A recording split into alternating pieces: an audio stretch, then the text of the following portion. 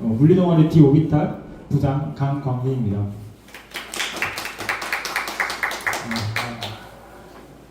참석해주신 귀빈 여러분 매우 감사드리고요. 본격적인 시작에 앞서서 간단한 소개부터 하려고 합니다.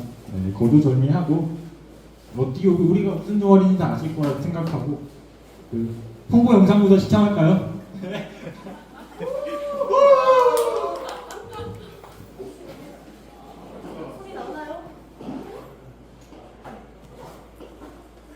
소리 있죠?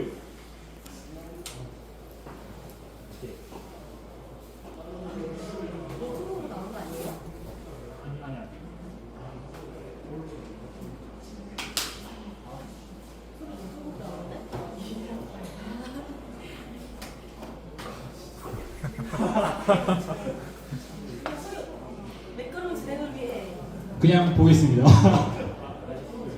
다시 한번 볼게요. 우리는 전공 트랙을 고민한다. 나레이션 해드리겠습니다. 이게 원래 소리가 나와야 되는데 안 나오네. 그 상상은 우리를 설레게 하죠.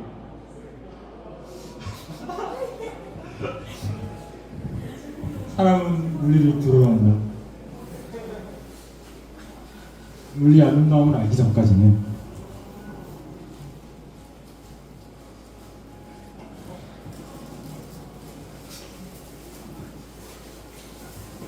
물리 동아리 도비탈이 있다는 것을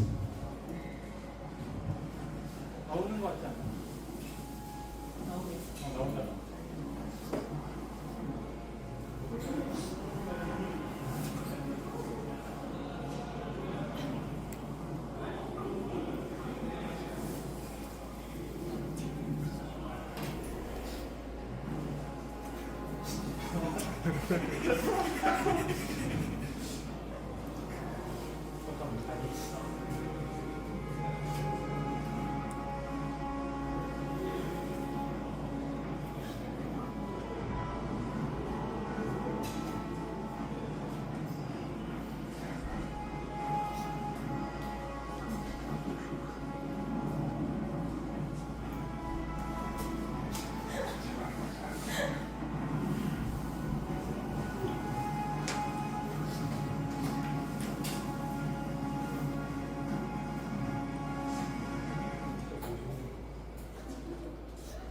오늘이 며칠이죠?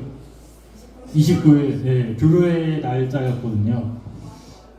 이 영상 오펜하이머 보셨나요? 오펜하이머 예고편으로 만든 영상인데 크리스토퍼 놀란 감독도 CG를 사용하지 않았잖아요. 저희도 CG 없이 촬영을 했습니다. 자, 오늘 교류의 이제 10중인데요.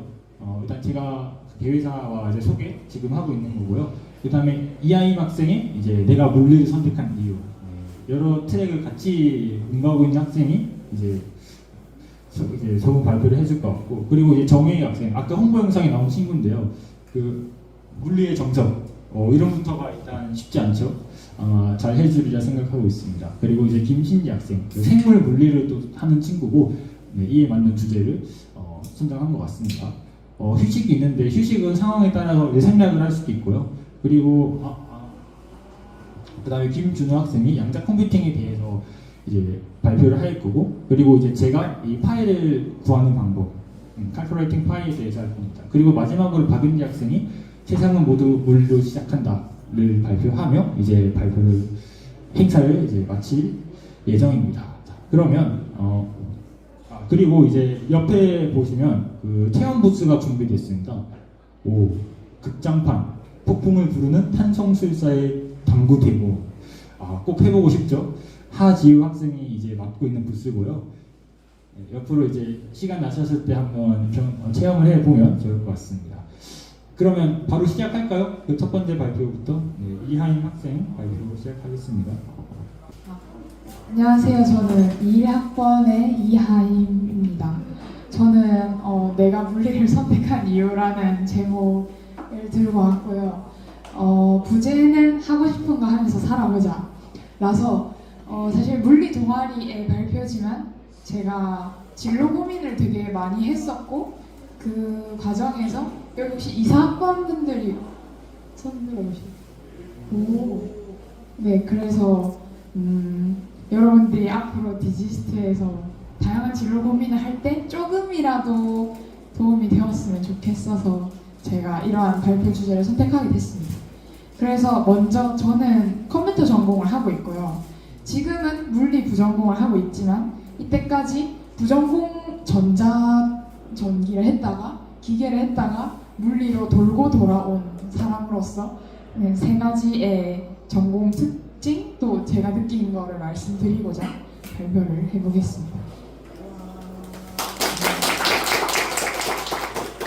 그래서 주의할 점은 물리보다는 제가 진로 고민한 것들에 대해서 더 열심히 설명하고자 하는데 저의 인생 철학이니 그냥 그러려니 하고 들어주시면 감사하겠습니다. 그래서 저는 휴학 전과 휴학 중과 복학 후 앞으로 이렇게 네 가지에 대해서 말씀을 드리려고 했어요. 그래서 휴학 전에는 23살이거든요, 제가. 길지는 않지만 평생 과학만 했다고 생각합니다, 저의 인생에서. 그래서 네 번째 줄 보시면 과학 라이팅을 당하고 있는 게 아닐까. 그러니까 과학을 잘해서 과학을 했다기보다는 내가 과학만 했기 때문에 과학을 잘한 게 아닐까라는 고민을 수도 없이 많이 했었고, 그에 반해 이제 비전은 있었는데 좀 힘이 되어줄 수 있는 사람이 되고 싶었습니다. 그 이유는 제가 과고생인데 과거에서 좀 고생을 많이 해가지고 나도 누군가의 도움이 필요했는데 나도 누군가의 도움이 되어줄 수 있으면 좋겠다라는 생각을 많이 했었고요. 그 다음에 휴학을 하기 전에는 디지스트를 조기 졸업을 하고 싶었어요. 빨리 공부를 마치고 세상에 나가겠다 해가지고 휴학 생각이 없었다라는 것이었습니다. 그 다음에 이제 다섯 번째는 고등학교 때 물리를 3년 동안 물리 전공이라고 생각을 하고 살았어요. 1학년 때는 화학을 하고 싶어서 나노공학을 하고 싶었는데 R&E라고 아시나요? 대학 가서 실험하는 건데 거기서 실험실에 열악한 환경을 보고 화학의 꿈을 접었습니다. 그래서 화학이 세상을 설명할 수 있을 것 같아서 좋아했는데 좀 더 배워보니까 물리가 좀 더 세상을 잘 설명할 수 있을 것 같기도 하고 라고 해서 물리를 쭉 좋아했고요. 3년 동안 물리 동아리에 있었습니다. 근데 입시할 때는 또 물리 성적이 제가 과거에서 막 6등급, 5등급 막 그렇게 되는 거예요. 그래서 이걸로는 대학 못 가겠는데 싶어가지고 컴퓨터가 성적이 잘 나왔기도 했고 그 다음에 자기 생활 기록부를 보니까 생각보다 제가 컴퓨터를 좋아하는 학생이더라고요. 그래서 컴퓨터를 선택하여 입시를 했는데 진로는 또 힘이 되어줄 수 있는 사람이 되고 싶으면 적정기술이라는 아프리카에 물을 정화하거나 그런 걸 해야 되나? 아니면은 그런 거를 하기에 내가 역량이 부족해서 그냥 컴퓨터 열심히 해서 돈을 벌어야 되나? 라는 생각을 많이 했습니다. 근데 휴학을 어찌어찌 하게 됐는데 그 이유는 제 FGLP를 못 갔어요. 그래서 FGLP는 가봐야겠다 해가지고 영어 성적을 따기 위해 FGLP를 위해 휴학을 했었고 그 다음에 아까 말씀드렸던 과학 라이팅을 내가 당하고 있나? 내 재능이 진짜 과학인가? 라고 생각해서 과학 빼고 다 해보자라는 마인드로 휴학을 했습니다. 그래서 대표적으로 수영도 했고 디자인도 했고 카페 알바도 했고 창업도 했고 페스티벌도 갔고 공연도 했고 여행도 가고 일기도 열심히 썼습니다. 진짜 과학 빼고 열심히 다 했죠. 그래서 아주 다양한 분야에 도전을 해보니 스스로 제가 쉽게 잘 되는 거랑 흥미가 있는 거랑 그렇지 않은 것이 구분이 좀 되더라고요, 진짜. 그래서 보시면은 수영을 했는데 1년 동안 했는데 실력이 그렇게 좋진 않은 거예요. 그래서 나는 운동 체질은 아니구나 를 생각했지만 어쨌든 습관을 만드는 법을 알았고 디자인 자격증을 따면서 스펙에 대한 관심도 생겼고 카페랑 창업을 하면서 단순 노동보다는 창의적인 일이 훨씬 저한테 쉽고 재미도 있었어요. 그 다음에 페스티벌이나 공연 등을 하면서 내가 힘이 되는 사람이 될 수 있을까 한 번 더 고민하게 되었던 것 같습니다.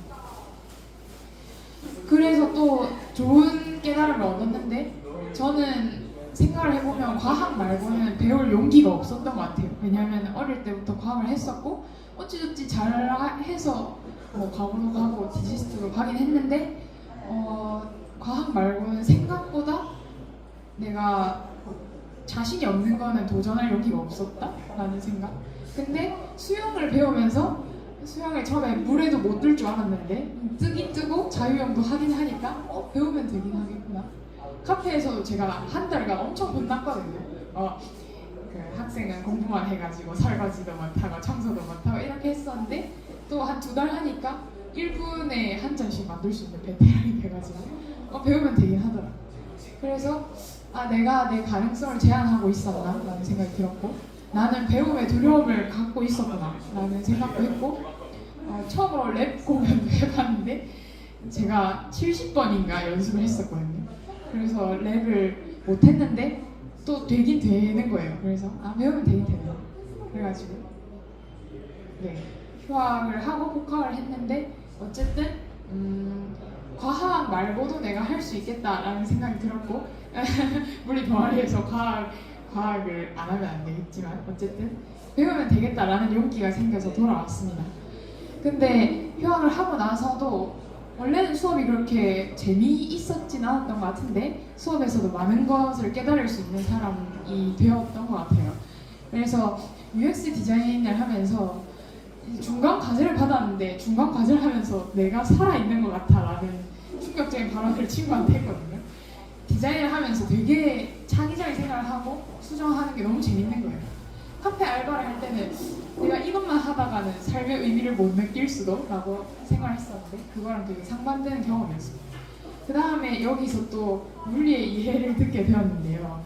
이게 이제 그 최고영 교수님이라고 서울대 전체 물리학과에 계시는 분인데 아마 디지스트의 물리의 이해를 가리키기 위해서 한 학기 오셨었어요. 그래서 처음에는 되게 드랍하고 싶었던 과목이었거든요.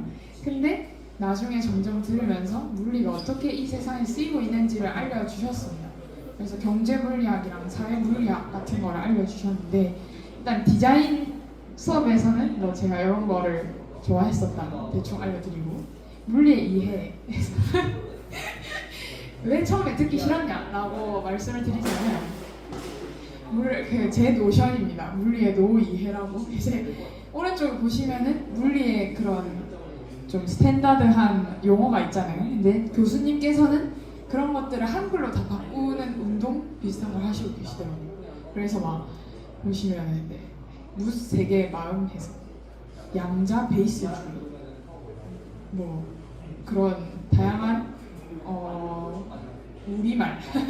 우리말을 사용하시고 어려웠습니다. 근데 이제 제가 교수님을 존경하게 된 계기가 이거였는데요. 여기에 되게 다양한 분야가 있죠. 뭐 물질의 초전도체 그런 게 있고 생명의 단백질, DNA, 생태계, 사회, 교통, 흐름, 금융 이렇게 있는데 이런 거를 다 물리로 표현할 수 있다고 말씀을 해주시더라고요. 그래서 그렇구나 했는데 갑자기 여기 줄 그어진 게 보이시나요? 라고 하더라고요. 줄 그어진 거 되게 많죠. 근데 교수님께서 하신 말씀이 줄 그어진 분야가 제가 연구하는 분야입니다. 하셔서 줄 그어진 분야가 연구하신 분야라고?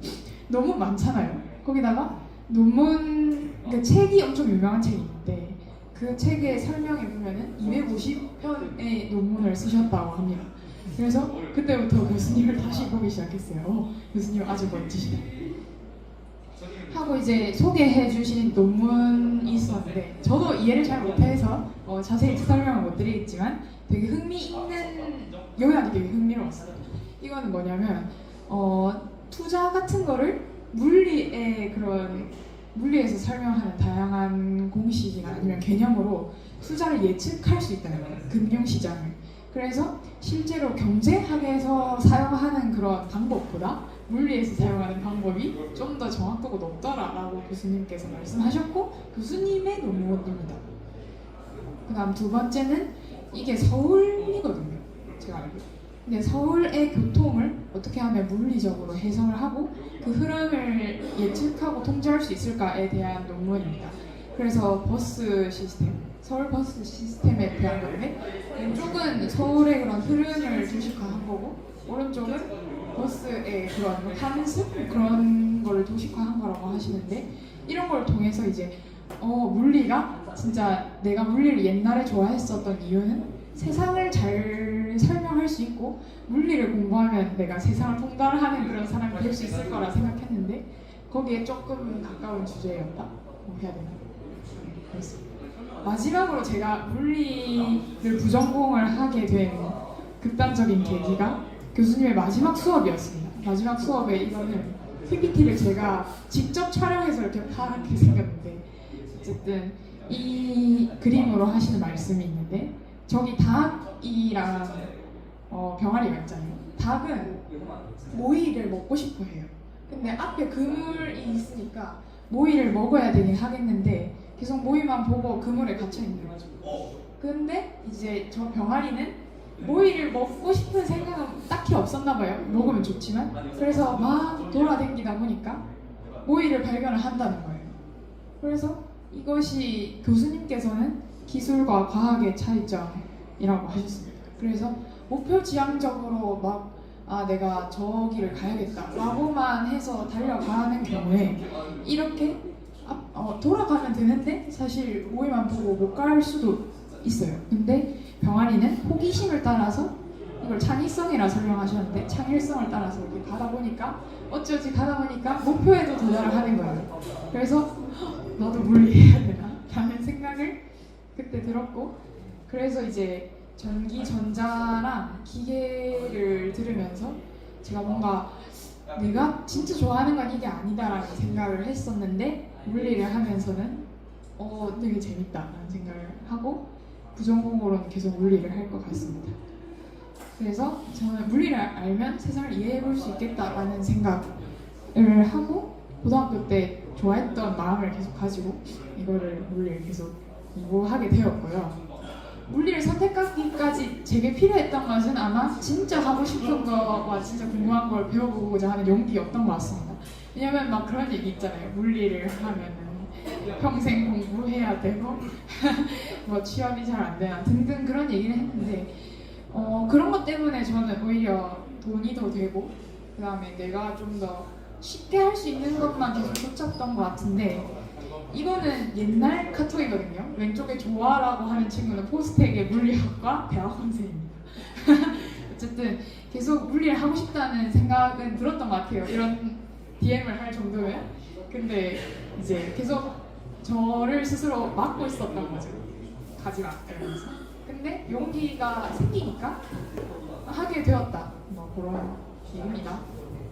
그래서 이후에는 네, 좀 구구절절한데 제가 진짜 하고 싶은 거는 아직도 뭔가 힘이 되는 사람이라는 비전을 실천하고 싶어서 그거에 관해 노력을 하고 있고 진짜 잘하는 것을 휴학을 하면서 찾았는데 진짜 잘하는 것은 저는 노력하는 과정이 덜 힘든 것, 재밌는 것이라고 생각했어요. 그래서 새로운 생각을 하고 표현하면서 지식을 더 디테일을 높이는 일을 스스로 잘하는 것 같습니다.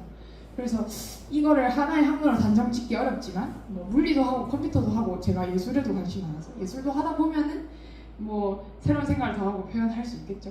그 다음에 진짜 배우고 싶은 것을 후회 없이 배우기 위해서 저는 이후에도 휴학을 더 계획하고 있습니다. 그래서 저희는 아직 어리기 때문에 제가 과학을 하는 이유가 관성이라는 생각을 했거든요. 이미 이때까지 해왔기 때문에 앞으로도 하기 쉽다. 근데 관성을 이겨보는 것도 어떤가 라는 생각이 들면서 내년에 휴학을 할 생각이고요. 어쨌든 생각보다 나는 할 수 있는 사람이기 때문에 저희는 할 수 있는 사람이고 누군가는 지금 하고 있는 그것이 진짜 하고 싶은 일인데 내가 그렇지 않다면 저는 경쟁이 좀 안 되겠죠. 그래서 본인도 좋아하는 일을 하는 것이 좋을 것 같다라는 저의 생각입니다. 그래서 뭐 내가 진짜 원하는 게 뭘까는 제가 너무 지금 진로의 그 교차로에 있어서 대학원을 갈 수도 있고 과학을 떠날 수도 있고 아니면은 그냥 취업을 할 수도 있는 그 학년이란 말이죠. 고민이 많은데 여러분도 1학년이시면 시간이 아주 많으시니까 미리미리 생각해보시고 휴학도 저한테는 좋았지만 휴학도 좋고 그다음에 다양한 트랙을 들어볼 수 있는 환경이 있으니까 그것도 있고 물리 학과에 오시면 더욱더 저희 동아리 사람들이 좋아하겠죠. 진짜 내가 원하는 게 뭘까 많이 생각해 보시면 좋겠습니다. 그래서 마지막으로 전자기계 물리에 대해서 고민하시는 분들께 수업 자료를 제가 다 가지고 있기 때문에 들고 왔습니다. 전기전자의 특징은 이렇고요. 키르히호프의 재능이 있으시면 본인은 그걸 하시면 됩니다.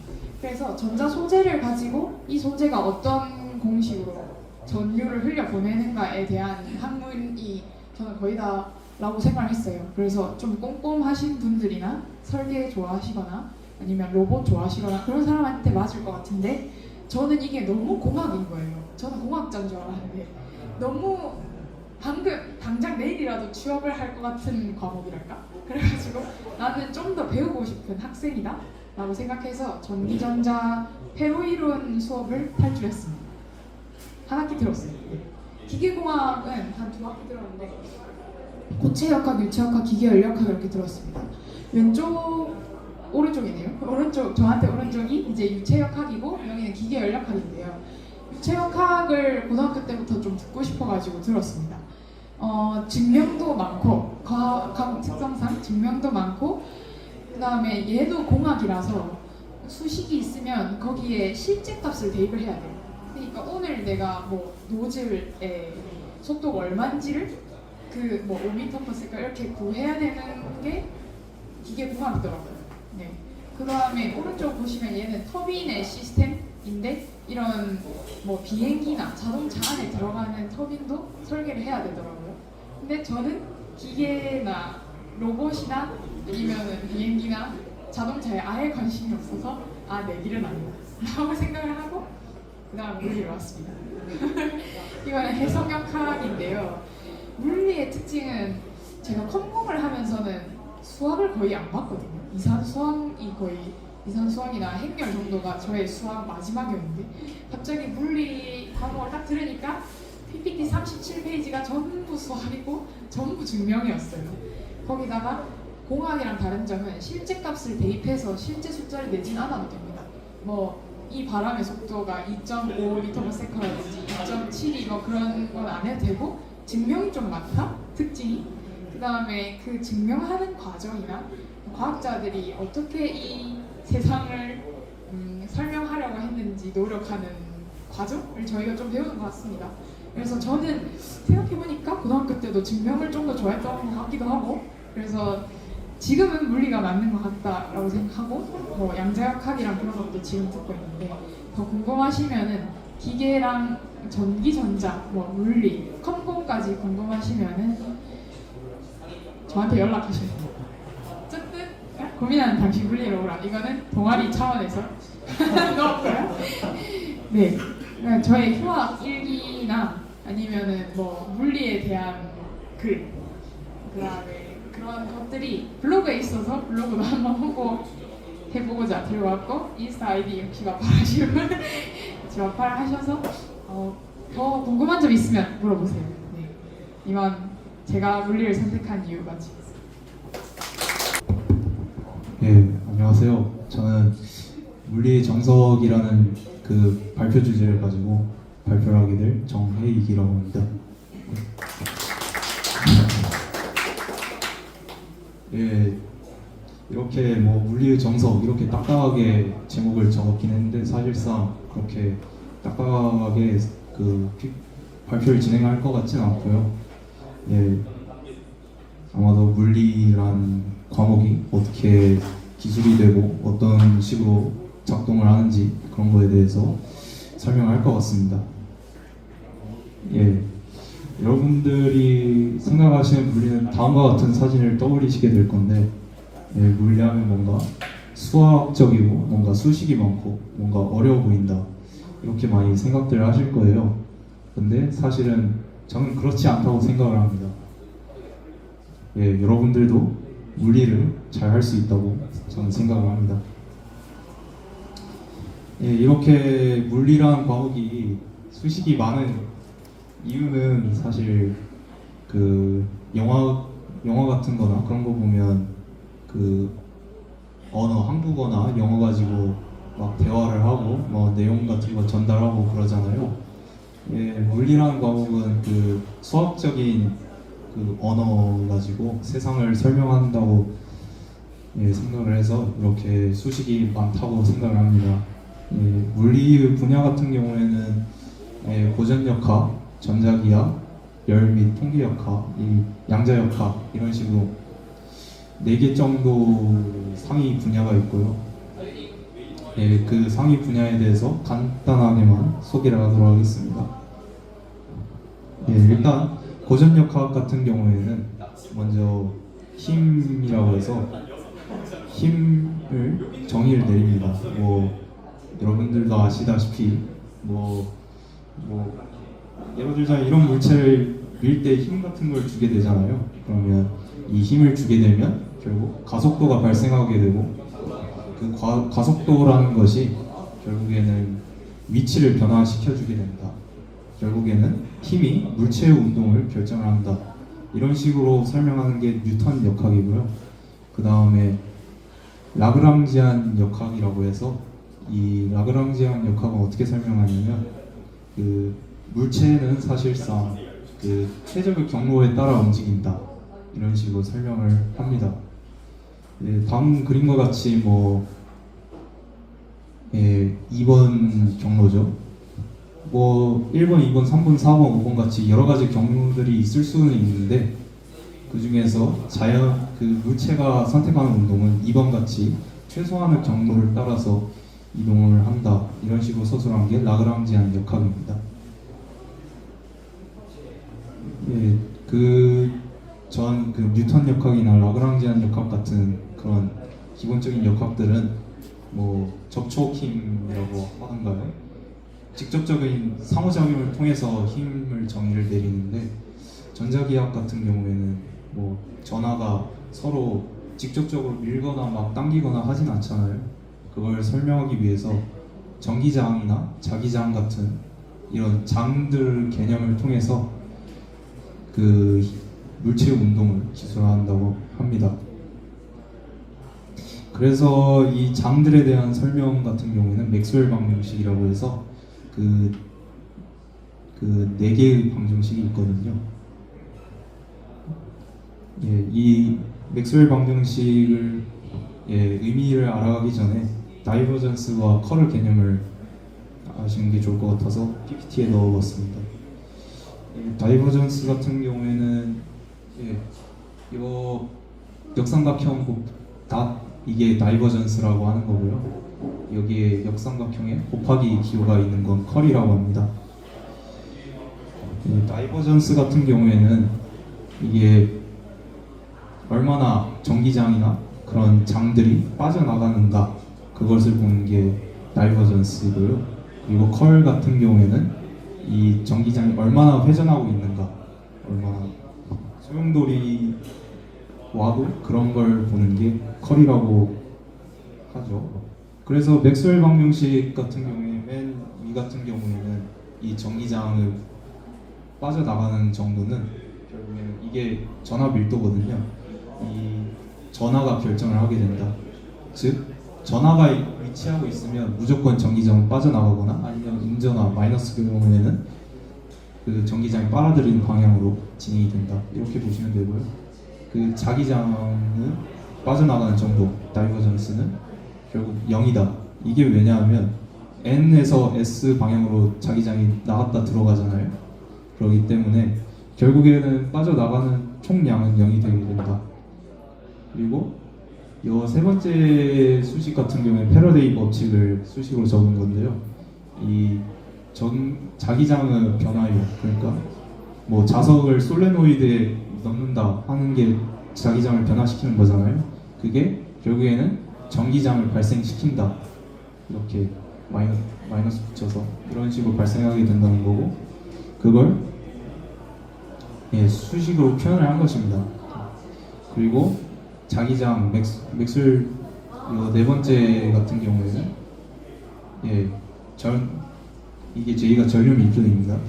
이 전류가 발생하게 되면 그 주위에 자기장이 회전을 소용돌이가 나타나게 된다. 이런 식으로 보시면 될 것 같습니다. 이게 전자기학의 간단한 설명이었고요. 이 열통계역학 같은 거는 어떻게 나오게 되냐면 이게 일일이 이 자그마한 분자들을 일일이 그 뉴턴 힘같이 그런 식으로 각각 분석을 할 수가 없습니다. 그렇기 때문에 앙상블이라는 개념을 도입을 하게 됐고요. 도입을 하게 되는데 이게 어떤 거냐면 경우수라고 보시면 됩니다. 뭐 주사위 두 개를 던졌다 하면 1,1, 1,2, 1,3 이런 식으로 이 앙상블이라고 해서 이 경우수들을 확률을 구하고 그거에 대한 평균값 그런 걸 통해서 물리량을 도출하게 되는 거죠. 예, 다음과 같은 경우에는 예시로 그 엔트로피라는 걸 예시로 들고 왔는데요. 이게 정의가 뭐냐면 샤논 엔트로피라고 해서 이게 LMPI를 정보량으로 정의를 합니다.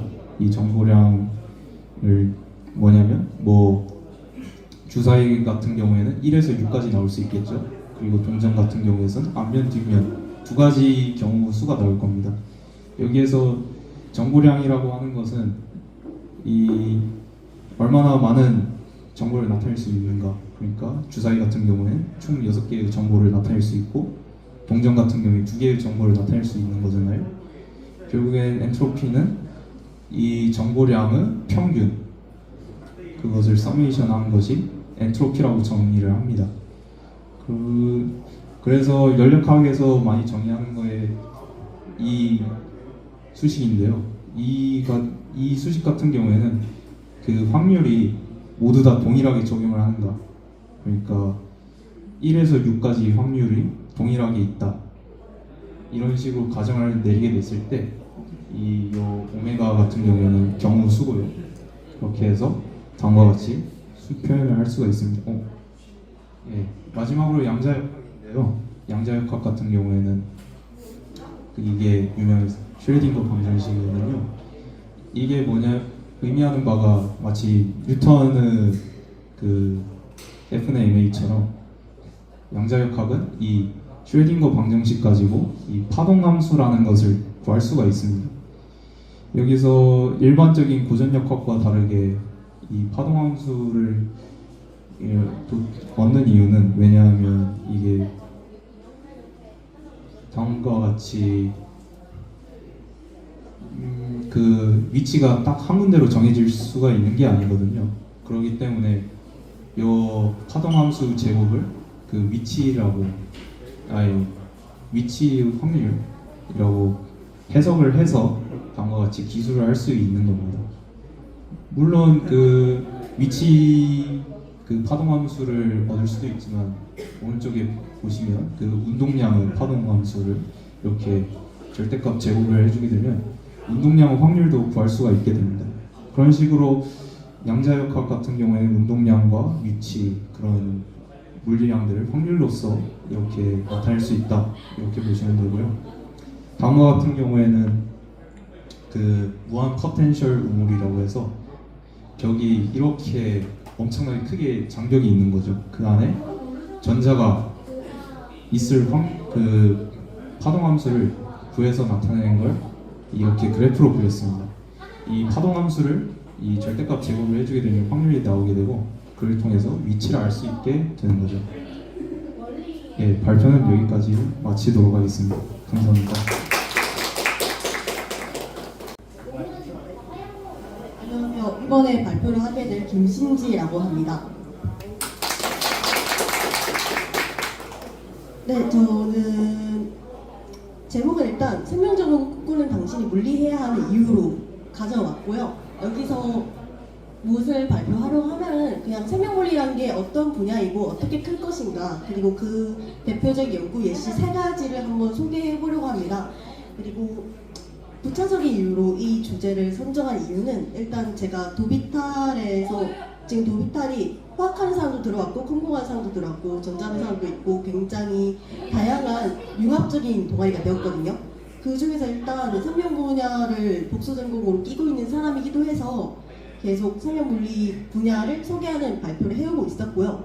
그리고 다른 하나의 이유는 이번 교류회가 저희 새내기들을 깨어내기 위해서 만든 교류회잖아요. 혹시 이 중에서 생명 전공을 생각하고 있는데 들어온 사람이 있지 않을까 하고 기대를 하고 주제를 가져와 봤습니다. 혹시 있나요? 잘됐습니다. 네. 소망이 이루어졌군요. 그리고 또 다른 정말 사실적인 이유는 이런 물리교류회라는 물리스러운 장소에서 생명을 외치면 얼마나 짜릿할까 그런 박쥐 짓을 하기 위해서 주제를 들고 오기로 했습니다. 네. 서른이 길었고요. 부제는 물리학자가 생명 현상을 바라볼 때라고 지었습니다. 슈레딩거거든요. 그래서 생명물리의 창시자랄까? 처음 생명의 물리를 적용해보자 라고 제안한 사람이 슈레딩거였습니다. 그래서 이 부분을 대표로 넣어봤어요. 네, 진행해볼게요. 그러면 먼저 여러분들에게 그리고 제 자신에게 질문 하나를 하고 발표를 시작하겠습니다. 왜 굳이 생명과학에 물리를 끼얹어서 비벼볼까? 라는 질문을 할 수가 있어요. 그래서 여기에 대한 답변 4가지를 한번 고민해봤는데요. 첫 번째, 요즘 이상한 조합을 한번 융합하는 곳이 대세니까 생명물리학이 탄생했다. 가능성이 있어 보이지 않습니까? 그리고 두 번째, 물리는 모든 것이 과학이잖아요. 아까 하인 선배님께서 발표하셨고 물리에 의해서도 배웠듯이 경제의 물리학이라는 것도 생겨났고 사회현상도 물리학적으로 해석하는 시대입니다. 그렇기 때문에 생명을 물리로 해석하는 거 문제가 되지 않는다. 그래서 생겨났다라고 해석할 수 있어요. 세 번째는 기존에 앞으로 설명할 것이지만 막 유전자를 조작하고 어떤 생화학적 현상이 일어나는지 분석하는 방법만으로는 생명현상의 모든 걸 다 밝혀내지 못했기 때문에 마지막 비장애수로 물리를 적용시켜봤다 라는 해석도 가능할 것 같고요. 마지막으로는 원래 생화학이란 게 있었잖아요. 그리고 좀 낯짝보는 말이지만 화학은 물리의 하위 분야 라는 말도 있지 않습니까? 그러므로 거기서 생화학에서 생물 물리학이 출현하는 거 문제가 되지 않는다라는 접근도 가능할 것입니다. 제가 하자는 말은 사실 이거 4개 다 맞는 것 같아요. 그 이유를 한번 설명해보기 위해서 해보겠습니다. 먼저 생물리가 왜 출현했는지 기원을 살펴보기 위해서 생물리 이전에 생명은 어떻게 연구가 되기 시작했냐로부터 이야기를 시작해야 할 것 같아요. 이때 데려오기 제일 좋은 개념이 센트럴 도그마 오브 바이올로지, 생명현상의 중심 원리를 앞에 두고 3가지 생명과학의 중요 분야를 설명해 보겠습니다. 먼저 다들 알다시피 모두에 상식되었다시피 생명체 유전 정보는 먼저 DNA에 저장되어 있습니다. 그리고 DNA에서 전사라는 과정을 통해서 DNA 정보가 RNA로 내려오고요. 그리고 RNA가 번역이라는 과정을 통해서 프로틴을 만들게 됩니다. 그리고 이 단백질들이 지네들끼리 상호작용하고 다른 인지질이라던가 핵산이라던가 다른 물질도 유기화를 해가지고 끝에는 생명현상이 이렇게 일어나게 되는데요. 이렇게 쭉 내려와서 생명체 정보가 전달되는 것을 생명현상의 중심원리라고 부릅니다. 그리고 앞으로 소개할 3가지 생명의 중심 분야들은 얘네들을 따로따로 보는 건데요. 먼저 젤로 기운이 오래된 게 유전학입니다. 유전학의 경우는 제 최초가 자식이 어머니와 아버지를 닮았네? 그러면 어떻게 정보가 자녀 세대로부터 이어질까 하는 점에서 오게 된 학문이죠. 그리고 현대 유전학에서는 나중에 생물정보학으로도 연계가 되는데 제일 전통적인 방법이에요. 어떻게 하냐면 어떤 알츠하이머 병에 걸린 사람들 사이에서 A라는 유전자가 많이 돌연변이가 발생한 것 같다. 그러면은 A가 알츠하이머 발병의 제일 중요한 유전자이지 않을까?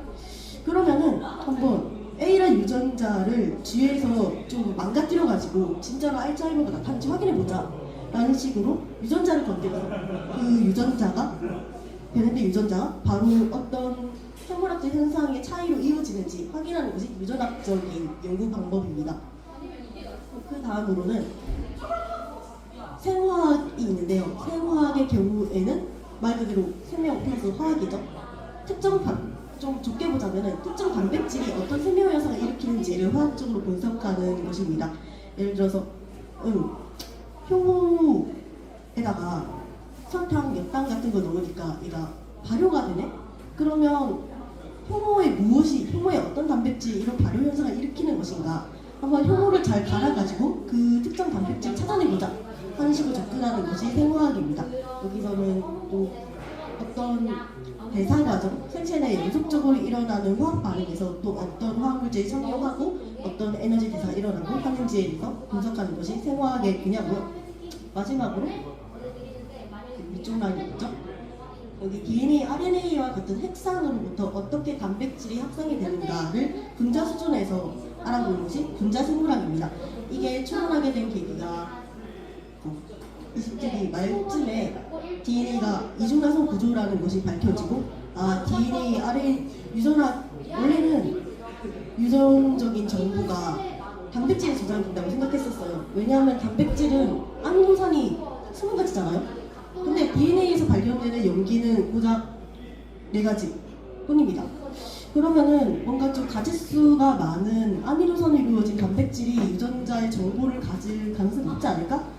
라고 생각을 했는데 그게 아니었던 거죠. 결국에는 여기 DNA, RNA들이 유전 정보를 포함하는 애들이고 그리고 걔네들이 이중나선 구조로 안정적으로 유지가 되고 정보를 가지기에 적합한 문자라는 것이 알려지면서 흔들이 된 거고 물론 여기서 엄청난 예외들이 많이 발생하긴 하죠. 얘네들의 분자적 현상을 얘네들부터 단백질로부터까지 이어지는 분자적 현상을 분석할 수 있게 된 것이 분자생물학입니다. 그래서 여기까지 가니까 점점 생명 현상이 다른 무생물들과 구별되는 현상이라는 환상의 안개가 걷히기 시작한 때라고 볼 수가 있어요. 생명체도 결국은 다른 연소 반응과 다르게 없이 화학 반응의 연속이구나. 다 물질적으로 해석할 수 있겠네? 라는 의문이 생기게 됩니다. 그러면 생명도 결국 물질들 사이에 상호작용을 이루어진 결과라면 그럼 물리학이 끼어들 수 있지 않을까? 라고 생명 물리학이 탄생하게 된 겁니다. 그거의 시초는 아까 말한 슈레딩거고요.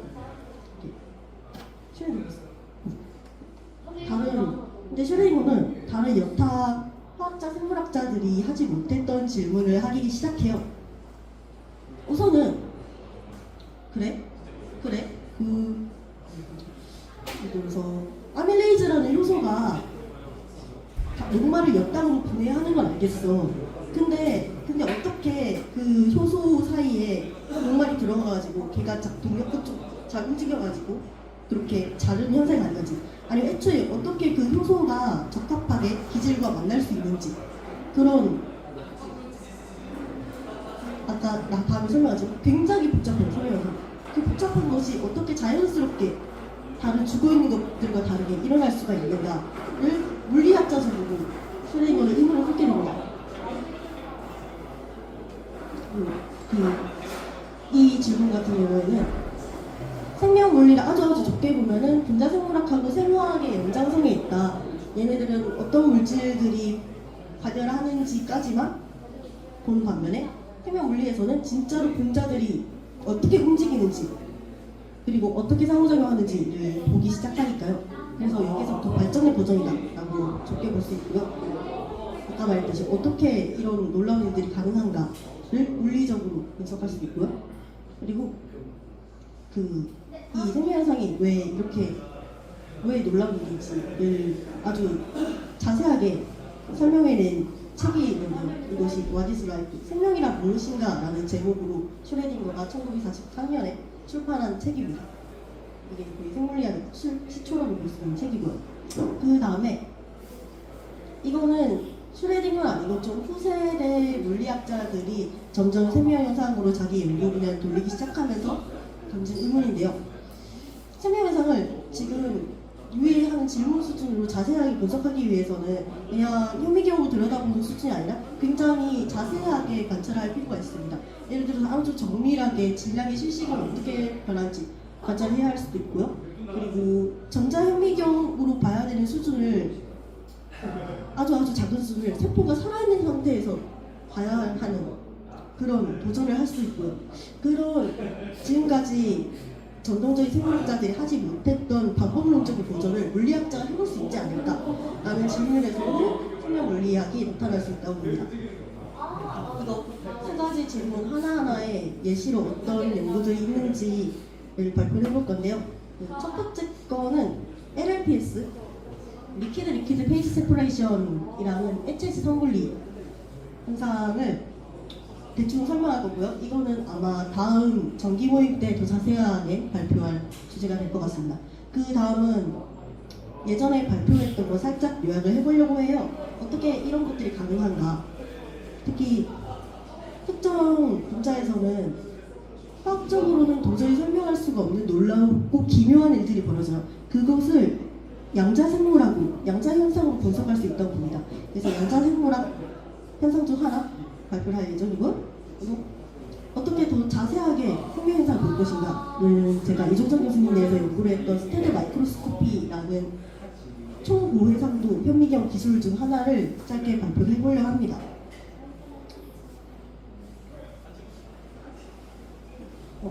전개가 넘어갔네요.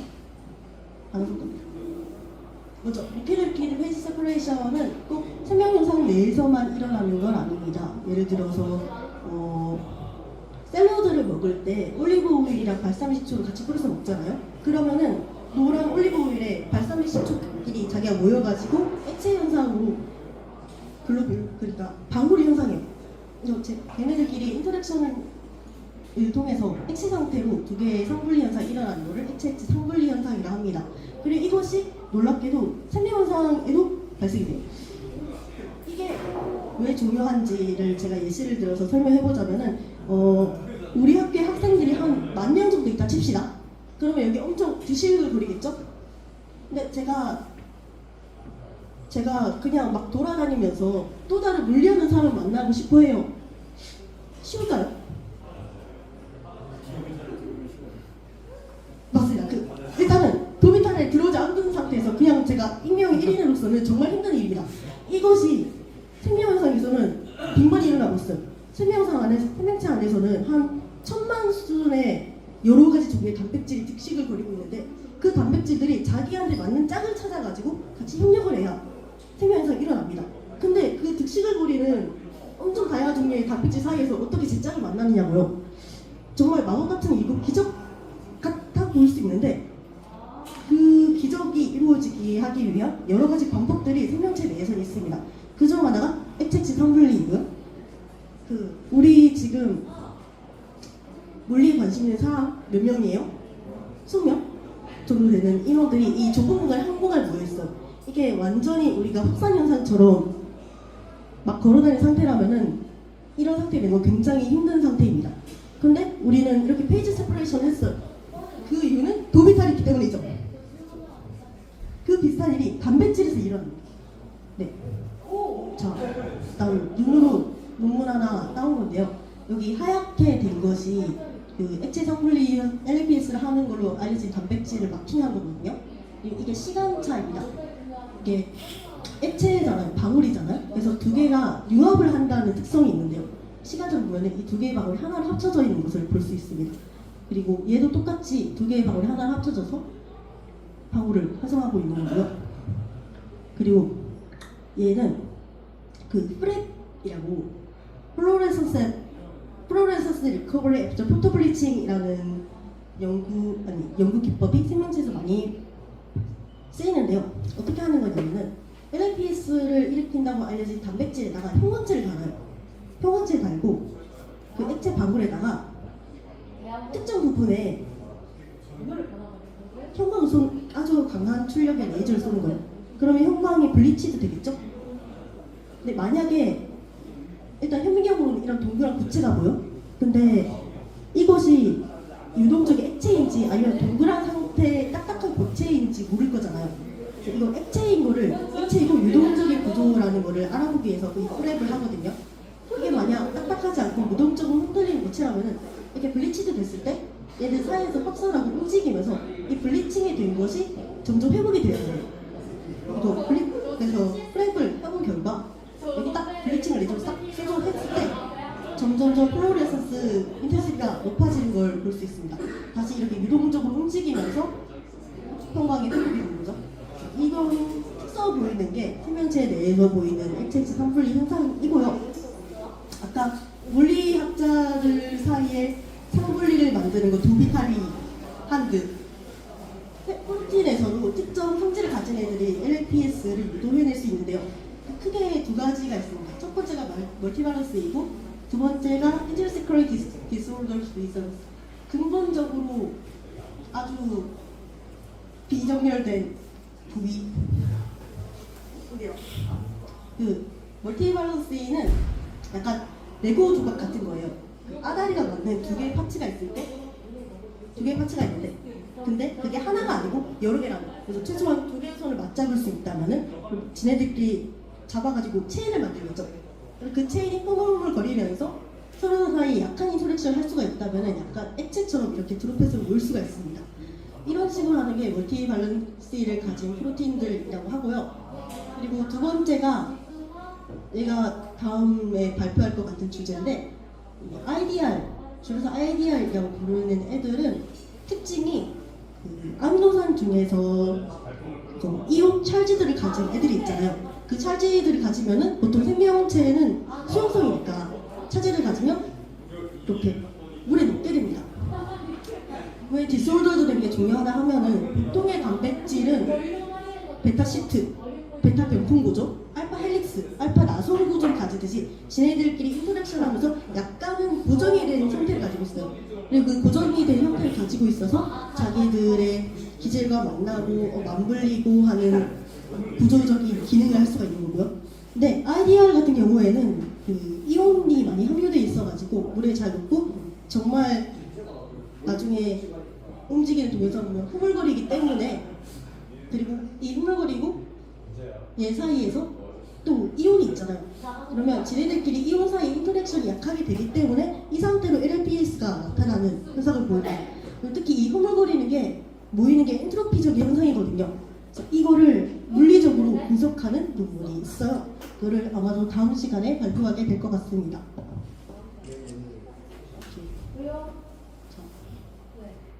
그 다음에 어떻게 이런 현상이 가능한가? 예전에 발표한 양자광학적 현상 중 하나인 광합성에서의 양자적 현상인데요. 그 광합성에서 특히 빛을 받는 곳이 광계거든요. 광계에서 안테나에 있는 영역속 분자 하나가 빛을 받아가지고 이거를 반응 중심까지 에너지를 옮겨야 돼요. 근데 신기한 건 영역석 여기 점점이 많이 있는데 빛이 알아서 자기가 시작한 지점에서 반응 중심까지 길을 찾아가. 근데 이게 그냥 화학적으로 설명이 불가능한 거예요. 근데 이걸 양자적으로 분석을 해보니까 얘가 양자적으로 이동해서 모든 경로를 한 번에 이동한다. 양자의 운동이 현상이 발생한다. 라는 증거가 나왔고요. 자세한 거는 저희 디지스 신문 DNA 기사를 확인해 보시면 더 자세히 알 수 있습니다. 기사를 썼어요. 그 다음에는 그 생명 현상을 좀 더 잘 보기 위해서 물리를 적용해보자 하는 게 초고해상도 마이크로스코피 중 하나인 스티뮬레이티드 이미션 미션 디플리션이었어요. 스테드 마이크로스코피라고 하는데요. 얘 같은 경우에는 생명 현상을 볼 때는 어떤 시료를 형광치로 염색을 해야 할 때가 있어요. 그 염색된 시료를 형광을 엑사이테이션하는 레이저를 쏘고 그걸 다시 그 상을 이미지를 받고 하는 걸 이렇게 스캐닝해서 쫌쫌따리 하는데 문제는 이 엑사이테이션 빔이 회절 한계가 있어가지고 딱 정말 좁은 영역만 엑사이테이션 하고 싶은데 그게 안 되고 어느 정도는 가우시안한 분포를 그리면서 나머지 원하는 부위뿐만 아니라 주변부까지도 엑사이테이션을 하게 되는 경우가 있단 말이에요. 근데 고해상도를 얻고 싶으면은 이렇게 주변부 애들이 엑사이테이션이 안 되게 해야 돼요. 여기 가장자리를 디엑사이테이션 하기 위해서 더 고출력의 빔이 스테드 빔을 이용해가지고 우리가 디플리션이 일어나게 하는 방법이 스테드 마이크로스코피입니다. 네. 아마 분량이 넘은 것 같은데요. 아, 그래. 괜찮습니다. 아마 여기까지 준비를 해왔거든요. 발표 들어주셔서 감사합니다.